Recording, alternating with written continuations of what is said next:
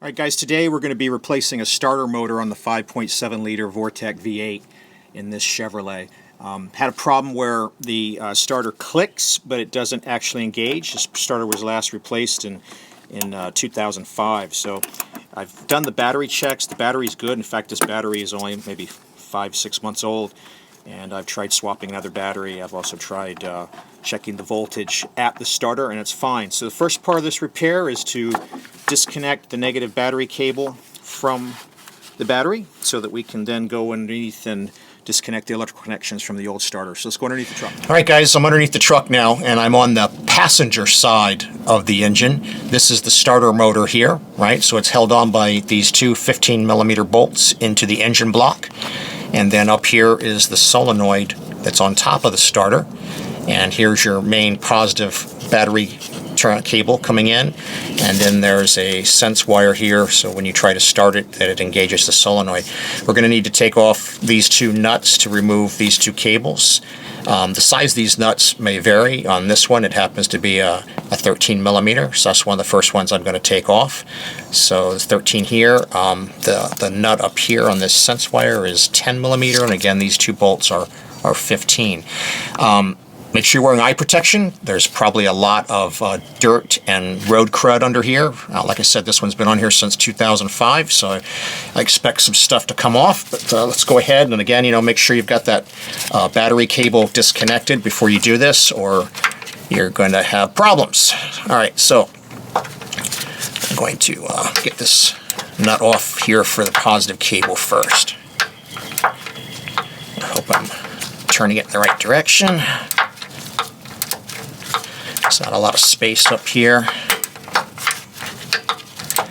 And that's the thing, is it's just cramped quarters. And again, I'm on a four-wheel drive vehicle, so I'm able to get under here without getting the vehicle up on stands or ramps or anything. If you're on a two-wheel drive vehicle, you might have to, definitely have to get it up on ramps to get clearance. Make sure you got parking brake on, you got some wheel chocks on the back, transmission in park, so that things don't move on you. Alright, so it's just a lot of crud on these threads. It's going to take a while to get this guy off with a manual wrench is all. So what I'm going to do is I'm going to keep working this nut off. No reason for you guys to sit through this whole thing. We'll come back when I get it off. Alright guys, I got the nut and washer off of this stud here for the solenoid, so I'm going to remove the positive battery cable now. Get this out of the way here. Alright, and so the next one is this sense cable here, and that's an 8mm right there.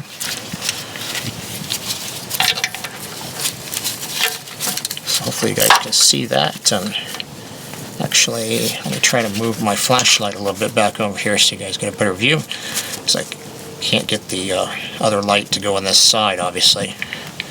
Alright, and so same thing, lefty, loosey. Hopefully this guy's not as tight, and he's not good. So we'll take this nut off here so we can remove that wire. And that's the end of the electrical connections. And the next thing we're going to do are these two 15mm bolts. Something else I don't think I mentioned earlier in the video is if you happen to have on your truck dual batteries, make sure you disconnect the ground at both of them. Otherwise you won't have broken the circuit here. And if you forgot to do that, you probably already found out the first time your wrench touched the ground, getting the positive one off. Big sparks. Alright, this guy's almost off. I guess I'll just keep the video going for this because it's not so bad.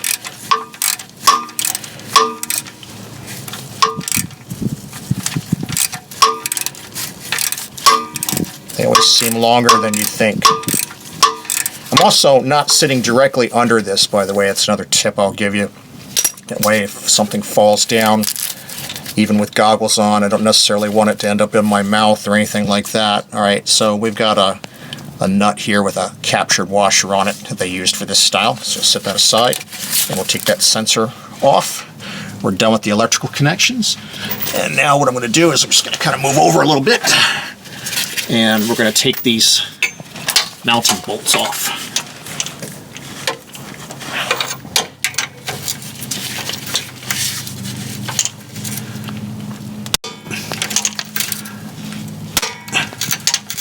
Now at this stage, this is the only thing holding this onto the engine. So you don't want to take them all the way off. I'm going to break the torque on these two, and then I'm going to slowly work them off evenly.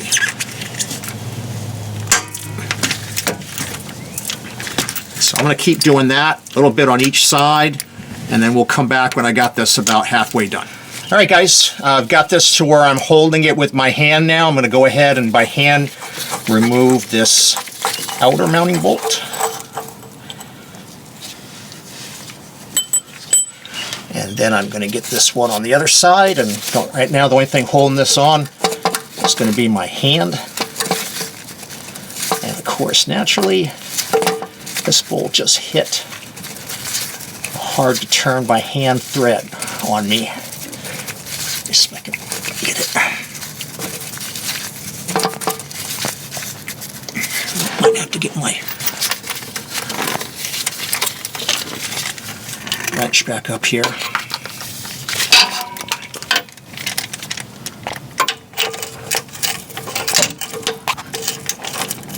Okay, let's see if I got it loose again.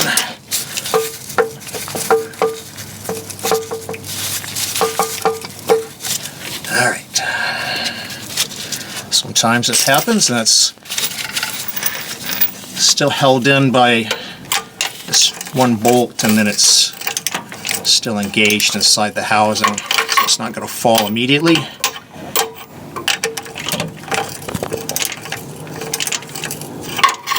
So that's enough to get it by hand.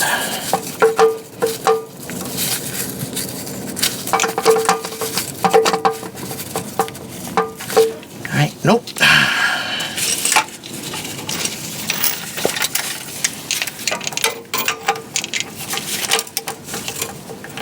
Try to just take the wrench off and use this with my hand.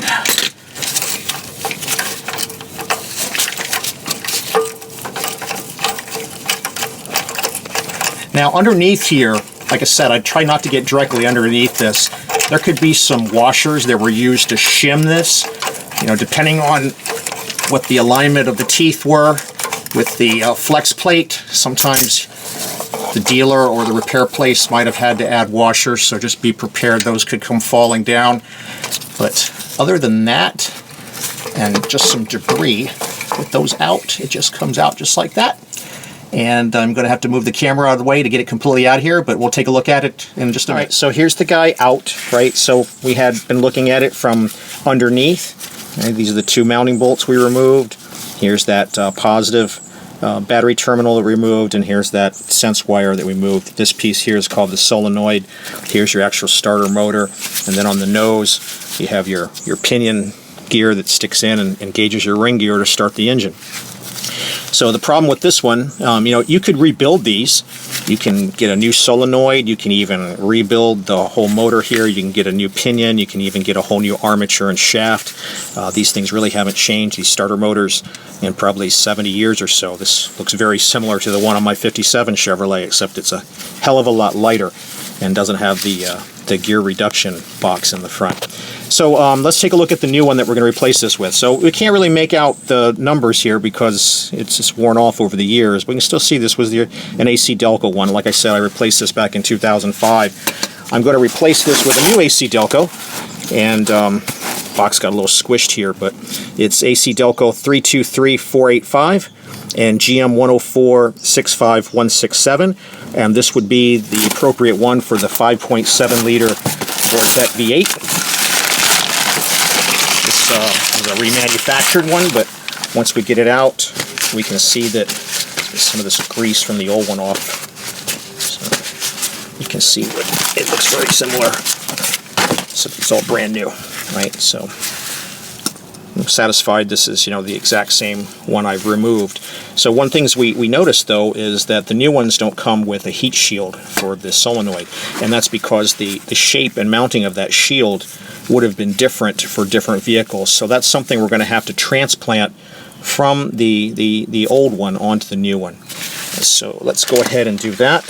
And I think I've got a Phillips screwdriver here for that purpose, and a couple of paper towels that I can use just to kind of keep from having this guy laying on the bare concrete. Alright, so I'm going to take these off. I actually remember back in the day when this was originally done,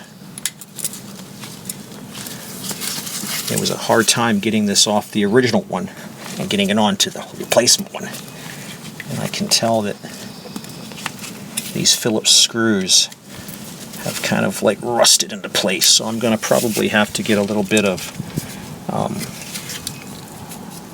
penetrating oil on here and let it sit for a second. So let me go to that. I'm going to give it a couple of PB Blaster squirts and we'll let it soak for a second and try to get those out. Okay, so I got this guy on here. I just went ahead and put some new screws on it. And the kind of screws that fit this are like a self-tapping type that go into this soft metal of the housing for the solenoid here. And I think the deal is that the shields are only available with the original starters that came with the engine. I don't think any of these replacements are going to come with it anymore from my research, so you're going to have to transfer that, and you might as well just put some new screws on here. And like I said, they're self-tapping and just need to get the same length and the same type of thread roughly as what the original ones had. And you can even see that this is even a little bit bigger even from here than the original one that came from the factory. So, and this thing was already cost reduced since 1998. This particular vehicle, like I said, is a 5.7 liter Vortec V8. So I will put a link in the description for you to get these guys at eBay.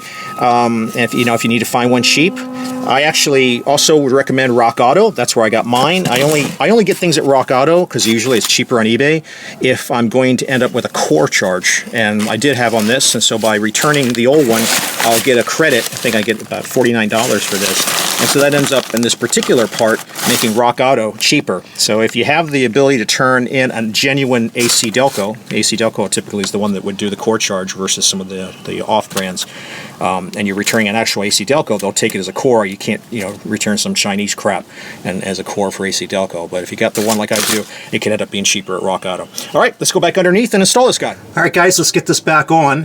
One of the things I want to show you is, inside here, this is the flex plate. If you had a manual transmission, it would be a flywheel, but the point is it's a big round ring gear that engages the starter motor to start the engine. So one of the things you want to do is you want to look at these teeth and make sure they look okay, none of them missing or chipped off. And this one looks fine, so let's go ahead and I'm going to move this camera out of the way and we'll start mounting this.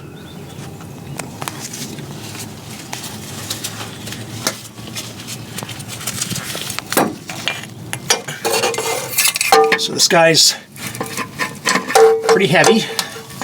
If you had any shims, which were little washers that would have come out, make sure you get those back in first. I'm going to go ahead and start this bolt by hand.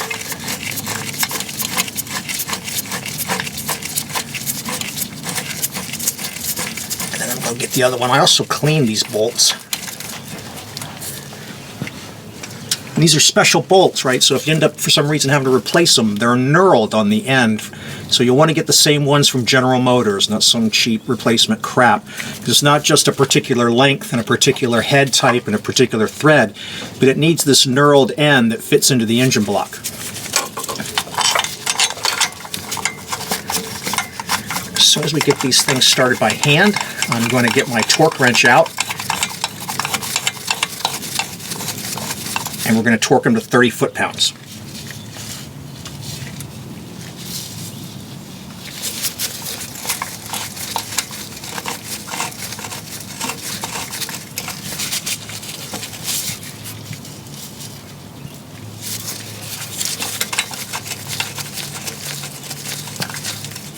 Right, this is the guy that's a little hard to get in by hand. All right, so now let's reach behind me.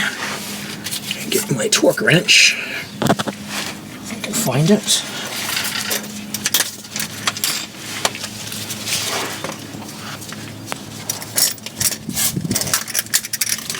Get my socket. And again, it's 30 foot-pounds.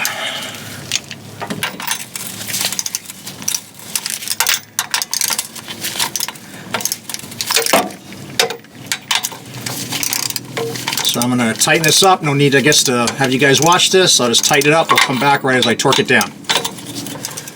Alright guys, I've got this down to the last few turns here. Let me just torque it up and then we'll reconnect the electrical connections under here. And again, it's 30 foot-pounds. Okay, that's one.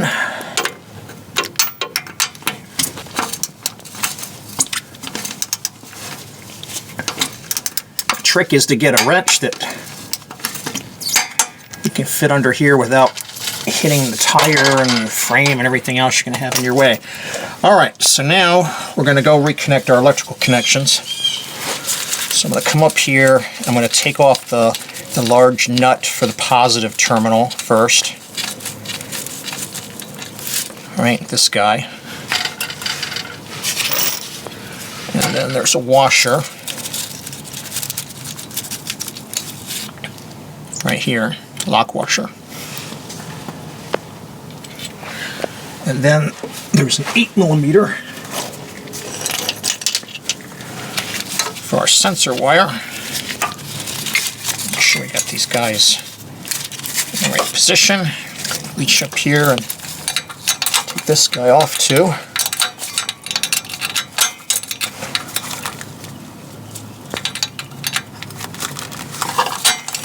If I can see.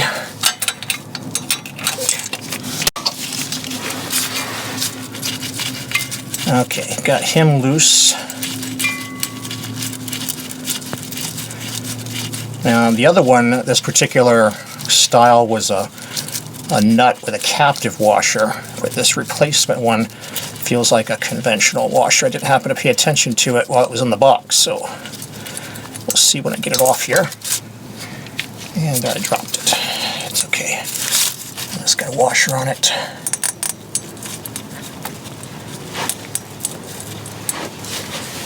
I can hear coming off.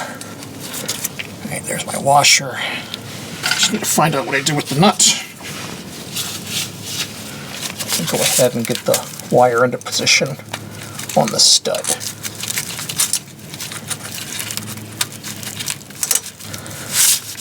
Alright. Now, let me just pause for a second and find out where I dropped that nut down here. Alright guys, I went ahead and started this 8mm nut. Turns out it's the same size as the one that came off, fortunately, even though it's a different type.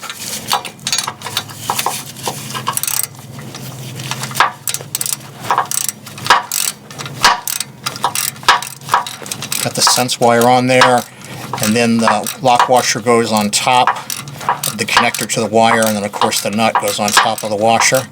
And then we're just going to tighten it down. Now there's not a lot of room in here, and if you have something that fits, it's 97 inch-pounds on these two nuts. So if you can get a torque wrench in here, of course that's the exact number.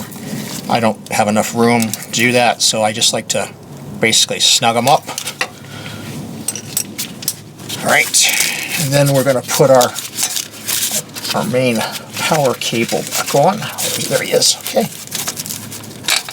So he's going to go on the big copper stud. And then we're going to put the lock washer for that on.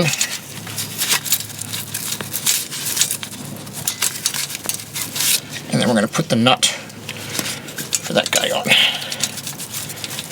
And then we'll get our 13mm and we'll tighten him down. Just going to finger tighten him first.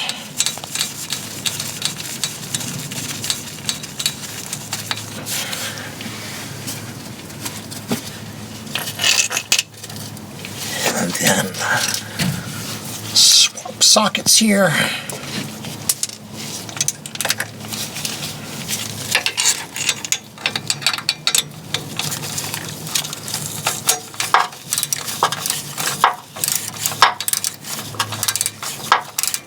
If you get it on finger tight first, it's a little easier, this maneuver here, so you can get the ratchet to go with enough friction, and then there he's tight. And then just going to tighten him up like that. Like I said, if you can get it in here, 97 inch-pounds would be the torque, and then 30 foot-pounds on these two mounting bolts. At this point, we're done.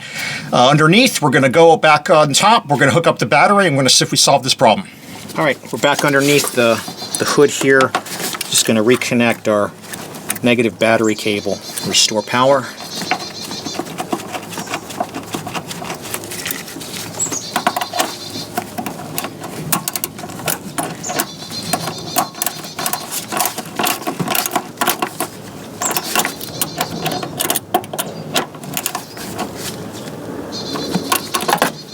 Okay, done with that. We're going to go inside and give it a start. All right, guys, let's see if we got this thing knocked out. There you go. Perfect repair. So the only other thing I'm going to do is, you guys might have noticed in the video, I saw one of the old wire looms had crumbled on one of the sensor wires going to the engine block. I'm going to go replace that wire loom to fix that problem, but we're otherwise done here. If you have any questions about this repair, you can go ahead and leave a comment. I'll try to help you out. This is the second time I've done this in a few years on this truck, but I've done it on countless other vehicles as well. V6s, V8s, 4-cylinders, they're all very similar. I'll leave some links in the description for where you can get this particular part for the 5.7 liter. I'll also put something down there for the 5 liter and the 6.5 liter diesel as well. And please like and subscribe. I hope this helps you out. Thanks for watching.